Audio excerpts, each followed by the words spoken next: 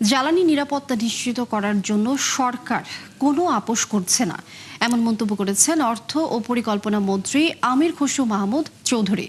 বিকেলে চট্টগ্রামের Korean EPZ এলাকায় সাংবাদিকদের তিনি একথা বলেন। মন্ত্রী বলেন, প্রয়োজন মেটাতে বেশি দামে জ্বালানি আমদানি করায় সরকারি তহবিলে চাপ বাড়ছে। বিশ্ববাজারে তেলের দাম বাড়লেও সাধারণ মানুষের কথা মাথায় রেখে দেশে এখনও তার সমন্বয় হয়নি। তিনি আরো বলেন, যুদ্ধ দীর্ঘস্থায়ী হলে তেলের বাজার অস্থির হতে পারে।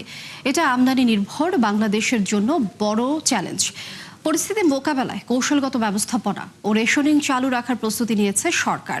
Young one Chittagong independent university আয়োজিত একটি স্কলারশিপ প্রদান অনুষ্ঠানে যোগ দেন আমির খসরু মাহমুদ চৌধুরী। আমরা জ্বালানির নিরাপত্তার উপর কোনো ধরনের কম্প্রোমাইজ করতে পারবো না। জ্বালানি নিরাপত্তা কম্প্রোমাইজ করার অর্থ হলে মিল, ফ্যাক্টরি, মানুষের দৈনন্দিন জীবনে একেবারে উৎপাদন থেকে শুরু করে সব কিছু বন্ধ হয়ে যাবে, এমনকি কৃষিও সাফার করবে। সুতরাং আমাদের এই পর্যন্ত আমরা আলহামদুলিল্লাহ আমরা নিশ্চিত করতে পেরেছি।